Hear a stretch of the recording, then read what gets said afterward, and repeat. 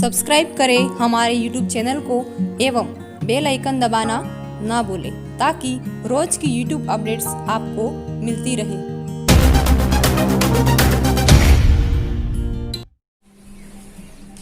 Hello मित्रों, नमस्ते।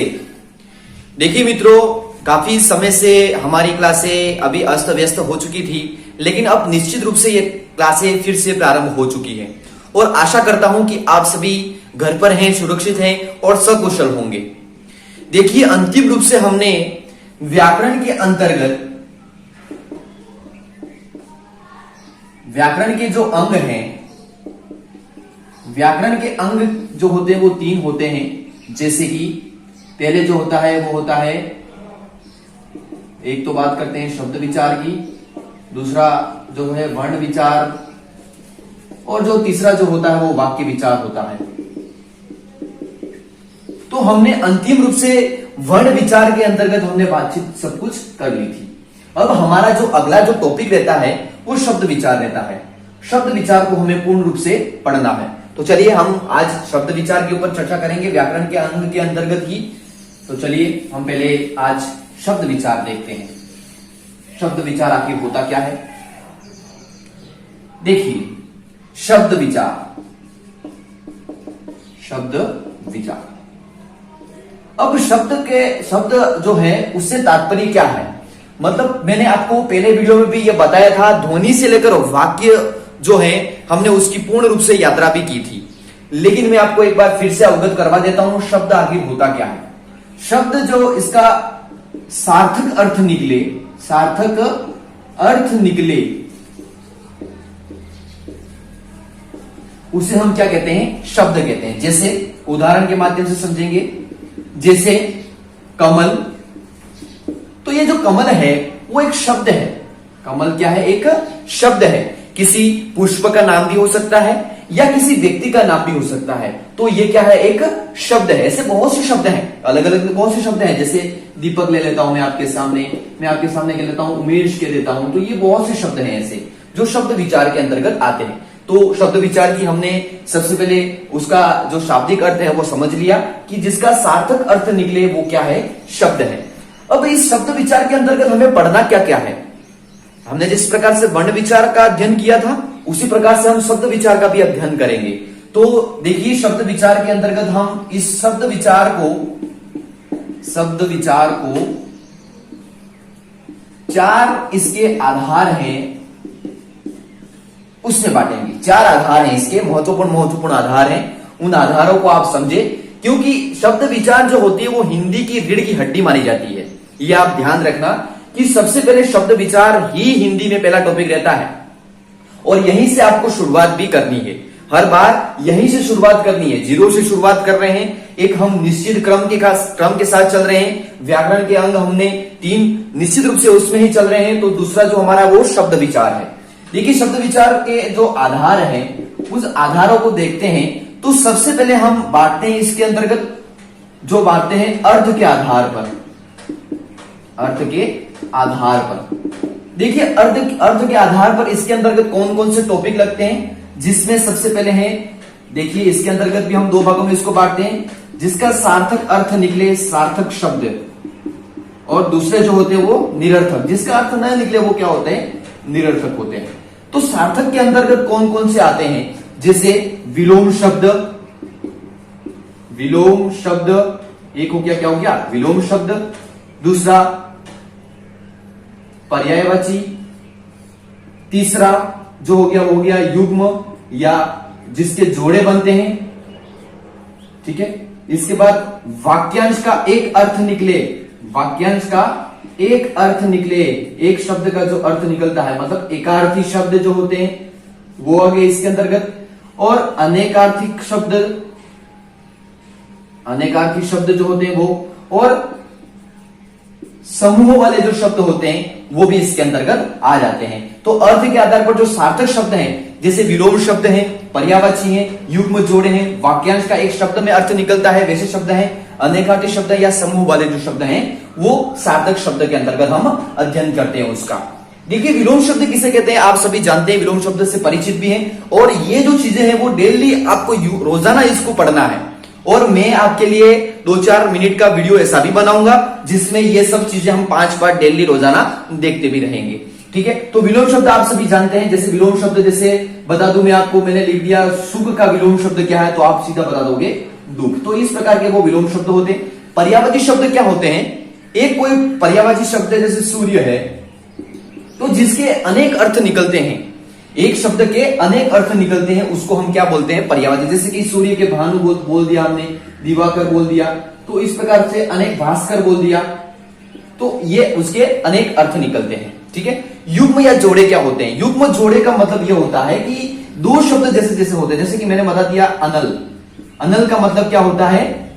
आग। और एक शब्द आपके सामने लिख दिया अनिल, तो अनिल का मतलब क्या होता है? हवा।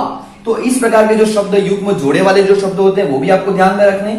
और वाक्यांश का एक शब्द या एकार्थी शब्द ही निकले, जैसे कि कुछ ऐसा शब्द है जिसका एक ही अर्थ निकले, अनेकार्थी शब्द जिसके अनेक अर्थ निकले, और समूह वाले जैसे कि जोड़े वाले जैसे कौन से होते हैं? जैसे मैंने बता दिया जत्था। जत्था का मतलब क्या होता है? यात्रियों का जो समूह होता है, यात्रियों का जो समूह होता है। ऐसे ही इस प्रकार से बहुत से उदाहरण है। जैसे मैंने बोल दिया रेवड़, रेवड़ बोल दिया। रेवड़ जो होता है वो क्या होता है? भेड़ बकरियों की जो समूह होता है उसको रेवड़ बोलते हैं। तो इस प्रकार से, ठीक है, तो हमने ये देख लिया सार्थक शब्द। और निरर्थक जो होते हैं जिसका अर्थ निकलता ही नहीं, वो क्या होते हैं? निरर्थक हो जाते हैं। तो हमने शब्द विचार के अंतर्गत 4 आधार है, उसमें पहला आधार हमने अर्थ के आधार पर हमने देख लिया है, और ये हम रोजाना आपके लिए लाते रहेंगे, आप निश्चिंत रहें।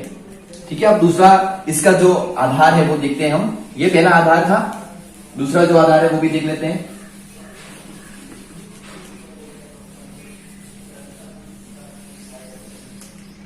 दूसरा जो आधार है वो है उत्पत्ति के आधार पर। दूसरा जो आधार है वो क्या है? उत्पत्ति के आधार पर। देखिए उत्पत्ति के आधार पर कौन कौन से हमने देखिए, हिंदी के अंतर्गत उत्पत्ति के आधार पर सामान्यतः जो चलते हैं, सामान्यतः कितने चलते हैं? 5, लेकिन मूल्य जो पढ़ते हैं वो 4 पढ़ते हैं, लेकिन हमें पढ़ने 5 ही हैं। कौन कौन से देख सकते हैं आप? पहला जो है वो है तत्सम, दूसरा जो है तद्भव, तीसरा जो है वो है देशज शब्द, चौथा विदेशी, और 5वां जो है वो है संकर शब्द। ठीक है, तो ये 5 आपको ध्यान रखने हैं उत्पत्ति के आधार पर।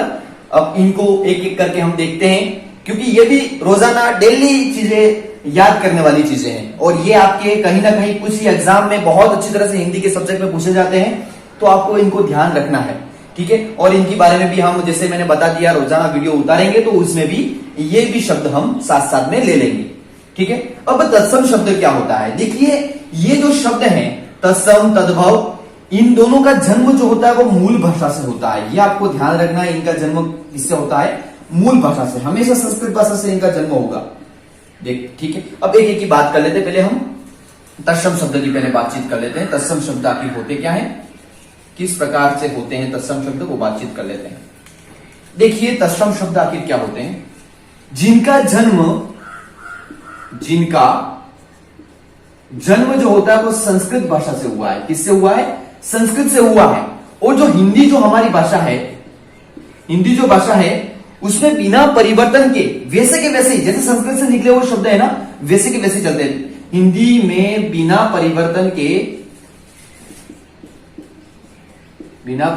के हुबहू संस्कृत के ही शब्द चलते हैं। किसके चलते हैं? संस्कृत के ही शब्द चलते हैं। जैसे मैं उदाहरण के माध्यम से आपको बता दूं, जैसे कैसे शब्द होते हैं वो, जैसे आम्र, यह तत्सम शब्द है, आम्र। इसके बाद हरिद्रा, इसके बाद एक ले लूं मैं उष्ठ, और ले लेता हूं कर्ण, और ले लिया गंधर्व। ठीक है, तो ये शब्द कुछ इस प्रकार के हैं जो है वो तत्सम शब्द है, जिसका जन्म संस्कृत से हुआ है और हिंदी में बिना परिवर्तन के वो ऐसे के ऐसे ही चलते हैं। ठीक है, ये हो गया तत्सम शब्द। अब मैं आपके सामने बात करता हूं तद्भव की। किसकी? तद्भव की। तो ये तो हो गए तत्सम शब्द। अब हम तद्भव की बात कर लेते हैं। तद्भव शब्द क्या होते हैं? दूसरा जो है इसके अंतर्गत तद्भव शब्द। देखिए इनका जन्म भी किससे हुआ है? संस्कृत से। मैंने पहले ही बता दिया, मूल जो हमारी भाषा है उससे इनका जन्म हुआ है, संस्कृत से हुआ है। ठीक है, अब ये जो संस्कृत के जो शब्द हैं, संस्कृत का जो बिगड़ा हुआ रूप है, बिगड़ा हुआ रूप कह सकते हैं हम, और हिंदी में ये आकर क्या हो गए, परिवर्तन हो गया। इसमें क्या हो गया, परिवर्तन हो गया। जैसे किस प्रकार से, जैसे मैंने आपके सामने आम्र लिखा था, तो इसको हम कहीं वर्षों तक ये शब्द चलता रहा, कहीं व्यक्तियों तक पहुंचता रहा, तो ये धीरे धीरे किसमें बदल गया, आम में बदल गया। किसमें बदल गया, आम में। जैसे मैंने आपके सामने गंधर्व ही लिखा था, तो गंधर्व में जैसे गधा हो गया, गंधर्व से क्या हो गया, गधा हो गया। आपके सामने मैंने कर्ण लिखा था, तो कर्ण को हम कान कहने लग गए। ठीक है, ये हिंदी में हुए, हिंदी में चलते हैं। संस्कृत का बिगड़ा हुआ रूप हिंदी में परिवर्तन हो गया है, और यही शब्द कैसे हो गए, तद्भव। ठीक है, तद्भव का जन्म संस्कृत से ही हुआ है, ये ध्यान रखना है आपको। कर्ण के बाद जैसे मैंने उदाहरण में लेते, तो हरिद्रा, हरिद्रा को हम क्या कहने लगे, हल्दी कहने लगे। क्या कहने लगे, हल्दी। एक शब्द, दो शब्द और भी हैं, जैसे मक्षिका, ये जो शब्द है वो कैसे हैं, ये तत्सम शब्द है। तो मक्षिका का क्या हो गया, मक्खी हो गया, है ना। तत्सम, ये जो तत्सम जो शब्द है उसके ये सब क्या है, तद्भव शब्द हैं। ये सब जो देखे वो सब क्या है, तद्भव शब्द। तो आपको निश्चित रूप से समझ में आ गया होगा कि इनका जो शब्द है वो मूल भाषा से निकले हुए शब्द हैं ये। ठीक है, तो ये बात भी आपको ध्यान रखनी कि हिंदी जो है वो अपने आप में करोड़पति है। क्या है, करोड़पति। लेकिन उसके पास अपने खुद का पाई नहीं है, ये ध्यान रखना है आपको। क्योंकि पाई क्यों नहीं है हमने देख लिया, क्योंकि ये जो शब्द होते हैं वो संस्कृत से ही निकले हुए हैं। एक भी शब्द, सब शब्द ऐसे ही हैं। जैसे हम तीसरे शब्द की बात करें, जैसे देखिए आप तीसरे की बात करते हैं, इसके अंतर्गत ही उत्पत्ति के आधार पर हम बातचीत कर रहे हैं। तो जिसमें तीसरा जो है वो हमारे पास कौन सा था, देशज शब्द। ठीक है, देशज का मतलब भी वही होता है जो स्थानीय जो भाषा है, स्थानीय भाषा और क्षेत्र विशेष में जो बोली जाती है वो क्या है, देशज शब्द है सभी। तो मैं आपके सामने लिख देता हूं, स्थानीय और क्षेत्रीय भाषा, जो क्षेत्रीय भाषा में जो शब्द बोले जाते हैं, शब्द बोले जाते हैं वो सब क्या है, देशज शब्द है। वो सभी क्या है, देशज शब्द हैं। देसी शब्द जो बोलते हैं हम, जैसे कि कोई मित्र हैं, वो बार बार कीमाड़ खटका रहे हैं, खटखट कर रहे हैं, तो वो खटखटा क्या होता है, वो देशज शब्द है। खटखट, फटफट, ये सब शब्द जो देसी भाषा से निकले हुए शब्द हैं, तो ये देशज शब्द हो गए। चौथा जो है वो है विदेशी शब्द। विदेशी शब्द आप सभी जानते हो, हमारे देश के नहीं, बाहर से आए हुए शब्द। बाहर से आए हुए शब्द लिख देता हूं मैं आपके सामने, बाहर से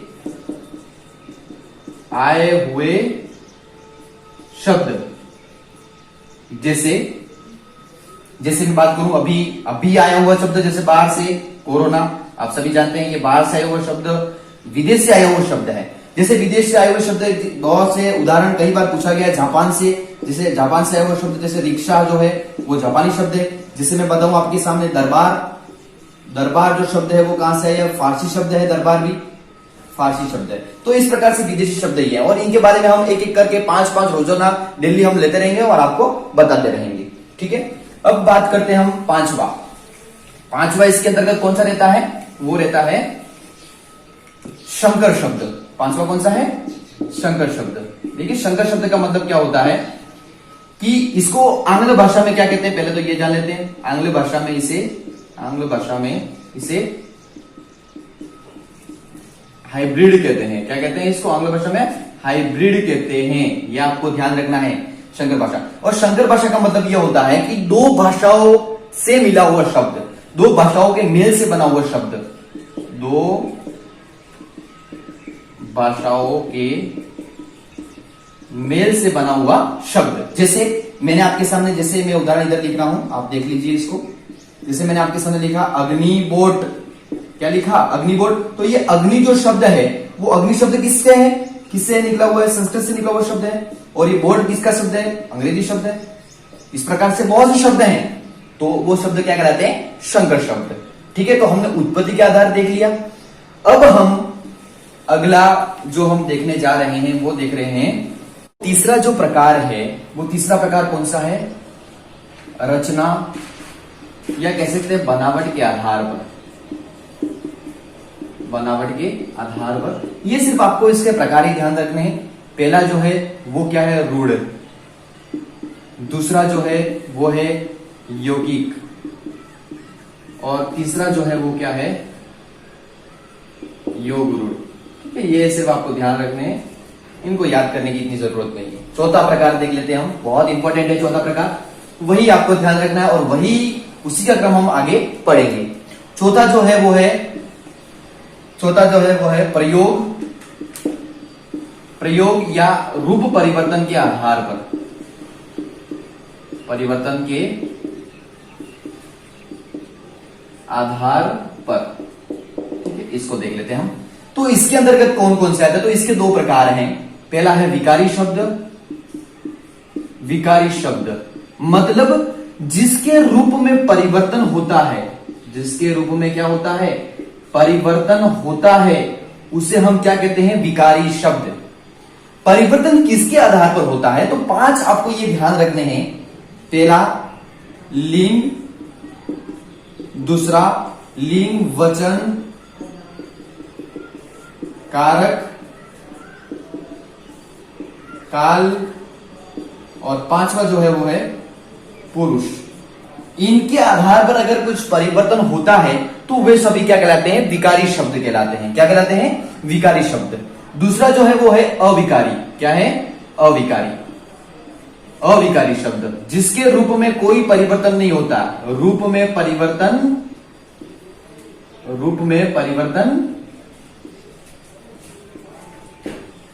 नहीं होता है, उन्हें हम अविकारी शब्द कहते हैं। अब विकारी शब्द के अंतर्गत कौन कौन से आते हैं, जैसे आप देख लीजिए इधर, संज्ञा,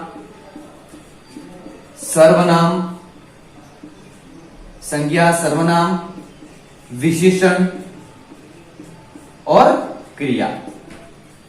ठीक है, ये इसके अंतर्गत आ जाते हैं। इसके बाद अविकारी शब्द कौन कौन से, अविकारी के अंतर्गत क्रिया विशेषण,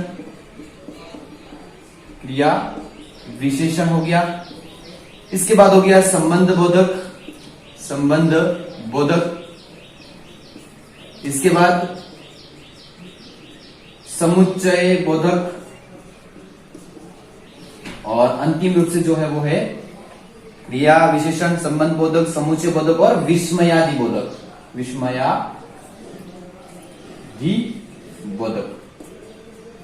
विस्मयादि बोधक। तो इस प्रकार से विकारी शब्द और अविकारी शब्द हमने समझ लिए। जिसके रूप में परिवर्तन होता है वो क्या होते हैं, विकारी शब्द। जैसे संज्ञा, सर्वनाम, विशेषण और क्रिया, ये किसके आधार पर परिवर्तन होंगे, लिंग वचन कारक काल और पुरुष के आधार पर इसमें परिवर्तन होगा। जैसे मैंने उदाहरण के माध्यम से मैं आपको बता देता हूं, एक दो उदाहरण ले लेते हैं इनके विकारी शब्द और अविकारी शब्द के, उनको आप देख लीजिए तो आपको अच्छी तरह से समझ में आ जाएगा। देखिए,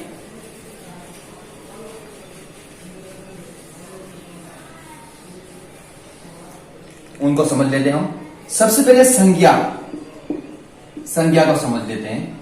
जैसे कि संज्ञा, जैसे मैं आपको बताऊं, गाय चर रही है, गाय क्या है, चर रही है। अब इसमें परिवर्तन कैसे होगा, तो मैंने यहां पर, ये क्या है, एक वचन है, गाय क्या है, एक वचन है, तो यहां मैंने कर दिया गाय चर रही है। क्या कर दिया, गाय चर रही है। तो ये गाय क्या हो गया, बहुवचन हो गया। परिवर्तन हुआ कि नहीं हुआ। तो जो विकारी शब्द होते हैं उसमें रूप में परिवर्तन होता है, ये ध्यान रखना आपको। जैसे सर्वनाम ले लेता हूं मैं, सर्वनाम में भी परिवर्तन कैसे होगा, तो जैसे मैंने कह दिया कि राम अच्छा है, राम अच्छा है। अब सर्वनाम लगा तो यहां जैसे वह अच्छा है, वह अच्छा है, तो यहां पर ये चेंज हुआ कि नहीं हुआ। तो इस प्रकार से अब मैं एक और ले लेता हूं आपके सामने, तो आपको और भी समझ में आए तो बहुत अच्छी बात है, समझ में आना भी चाहिए। तीसरा जो है वो है विशेषण। देखिए, विशेषण के आधार में भी परिवर्तन होता है। देखिए कैसे होता है, जैसे अच्छापन विशेषण है, तो मैंने कह दिया यहां पर कि अच्छा लड़का है ना, अच्छा लड़का। और लिंग परिवर्तन हो गया अच्छी, यहां पर, तो यहां पर भी परिवर्तन होगा अच्छी लड़की। और कह दिया अच्छे, तो यहां अच्छे लड़के, परिवर्तन हुआ कि नहीं हुआ। तो इस प्रकार से परिवर्तन होता रहता है। ठीक है, तो इस तरह से हमने संज्ञा, सर्वनाम, विशेषण और क्रिया को भी देख लेते हैं। उदाहरण क्रिया का भी देख लेते हैं। क्रिया, जैसे क्रिया मैंने ले लिया दौड़ना, क्या ले लिया, दौड़ना ले लिया, तो इसमें भी परिवर्तन होता है। जैसे देखिए आप कैसे परिवर्तन होता है कि मैंने ले लिया राम दौड़ा, क्या लिखा, राम दौड़ा, या फिर ले लिया, फिर यहां पर मैंने देखिए इसमें परिवर्तन कर दिया तो क्रिया भी परिवर्तन होगी, शब्द में परिवर्तन कर दिया तो क्रिया भी परिवर्तन हो जाएगी। जैसे राम दौड़ा तो यहाँ पर सीता दौड़ी हो जाएगी, या मैंने यहां लिखा वे तो यहां हो जाएगा दौड़े।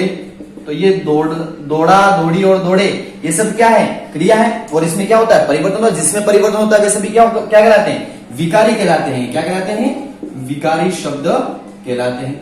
और जिसके रूप में परिवर्तन नहीं होता है वे क्या कहलाते हैं, अविकारी। जैसे कैसे, उसको भी एक उदाहरण के माध्यम से समझ लेते हैं। जिसके रूप में परिवर्तन नहीं होता वो क्या कहलाते हैं, अविकारी। अविकारी का उदाहरण देख लेते हैं कैसे होता है। जैसे मैंने ले लिया कि राम धीरे धीरे चल रहा है, तो ये जो धीरे धीरे है उसमें कोई परिवर्तन नहीं होगा। अगर मैं यहाँ पर लिंग, वचन, कारक, काल या फिर पुरुष के आधार पर कोई परिवर्तन करता हूं तो इसमें कोई परिवर्तन नहीं होगा। जैसे मैंने यहां लिखा सीता, तो सीता के लिए भी आप वही लिखोगे, सीता धीरे धीरे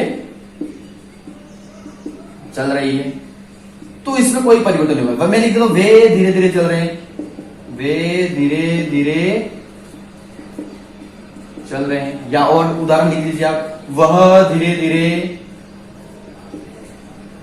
चल रहा है, कोई परिवर्तन नहीं होता है इसमें, ठीक है। तो ये जो कोई परिवर्तन नहीं होता है तो वो क्या कहलाते हैं, अविकारी शब्द। तो इस तरह से हमने आज शब्द विचार के जो 4 आधार है वो पूर्ण रूप से देख लिए हैं। अब इस चारों आधारों में जो हमने आधार रूप परिवर्तन के आधार पर दिया विकारी शब्द, एक एक करके हम चलेंगे और हमारा जो अगला टॉपिक रहेगा वो क्या रहेगा, संज्ञा रहेगा। क्या रहेगा, संज्ञा। तो संज्ञा के ऊपर हम पूर्ण रूप से बहुत विस्तार से चर्चा करेंगे। आज के लिए इतना ही मित्रों, और आप इस चैनल को लाइक करें, सब्सक्राइब करें ज्यादा से ज्यादा, और हमारी बात आप तक पहुंच रही है तो आप इन वीडियो को अपने मित्र जो ग्रुप मंडली है जो आपकी, वहां भी शेयर करें, क्योंकि वहां शेयर करने से उनको भी इन निःशुल्क क्लासों का उपयोग करने का मौका मिल सके। धन्यवाद मित्रों, जय हिंद, जय भारत।